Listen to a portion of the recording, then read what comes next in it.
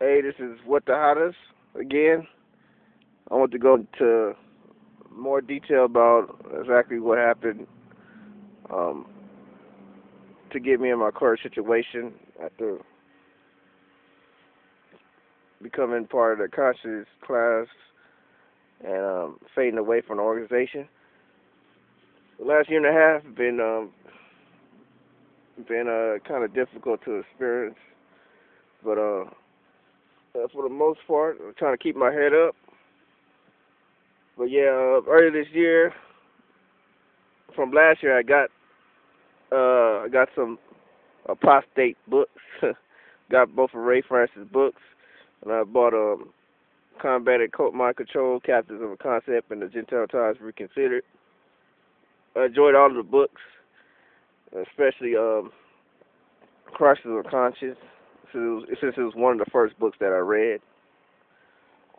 But yeah, that was a very instrumental book and getting me to start thinking about what exactly was going on in the Jehovah's Witness organization.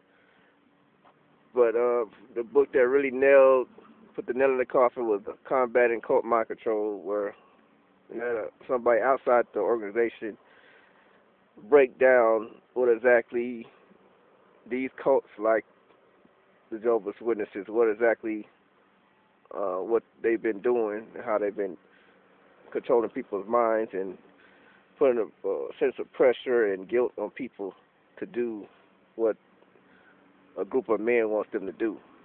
But after I was reading those books and I was just raising my awareness and opening up my eyes about these things that I've been forced to um, forced to learn and live by for most of my life. After I started to realize that it was all just a farce. And though I still have faith in God, it may not be as it was a few years ago. I'm kind of frustrated a lot with how things are in this world. But just like I said, try to keep my head up. But I'm struggling to continue to change my perception on exactly how life is, and especially on other people, not looking at them as enemies, but just trying to give people a chance and just trying to be a decent human being. I'm still trying to hold a certain sort of moral code, and I want to continue to do as I've been doing and try to like just live up to a good standard. But for the most part, yeah, I just experiencing stuff with my intermediate family. I worked nights, and just one of the nights earlier this year, my mom she removed some stuff from my room, and the most valuable stuff I had at the time, a few of my books that I had been reading. I had the Christian Freedom. I had split it up in parts rather, and threw away one of the parts, and she threw away the Gentile Times Reconsidered, and she threw away some other stuff. But fortunately, I had Christ of a Conscience, and I had the other half of Christian Freedom, my Captives of a Concept, in my car. So fortunately, I was able to keep those. But I'm kind of upset about that since I spent my own money on those books. It wasn't a whole lot, but still, just the fact of the matter, I the money out of my own pockets to buy those books. But I was upset with her, but I just didn't try to make a big deal about it. So they knew what I was doing, but you know, as witnesses are taught to to do things like that. It's just the whole fact of the matter being afraid not to face the facts about the truth. If it's really the truth, it should be able to stand on its own. But that was a really frustrating thing, so I try to move on with that. But it was an interesting thing that I read in one of Ray Francis' books, The Christian Freedom. is in under the topic of salvation by faith, not works, on page 201. It says the witness is made to feel guilt before God if he or she does not adhere to the organization prescribed program of activity. This combined with peer pressure provides the means for the controlling authority to enforce the performance of these works.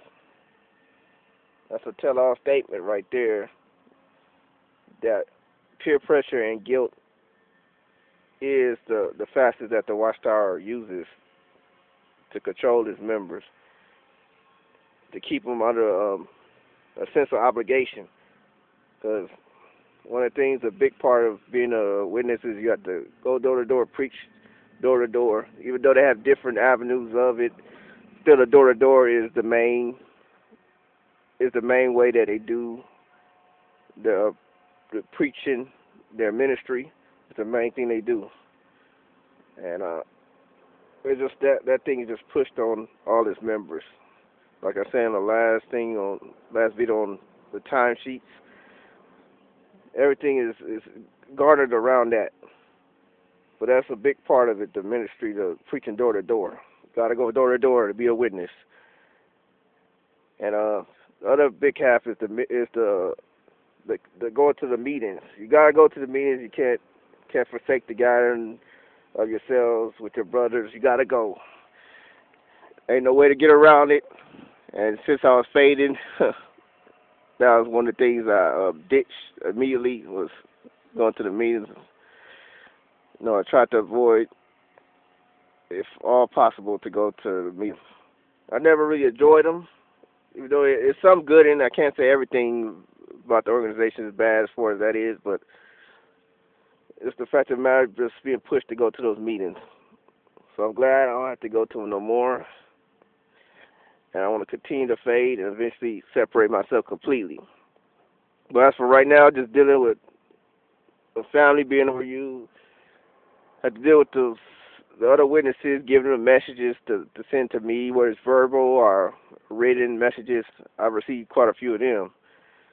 I thank people for being concerned about me, but at the same time, just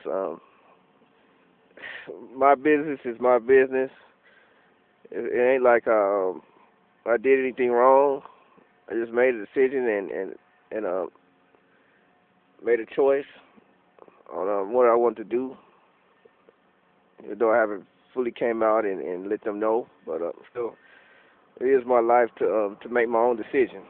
So I try to ignore them for the most part and just keep on moving on. But just this year, just dealing with that and just trying to work and trying to get myself out of a rut. I got some debt I need to pay, so until I get some of that in control, or to deal with the intermediate family. Not as bad as I had to deal with in the past. It wasn't in this type of situation, but it was other stuff. But for the most part, yeah, like I was saying, just dealing with the aftermath of fading away from the organization, fading away from the cult. But I want to thank a lot of you out there, and I'll get into it in another video, like I said.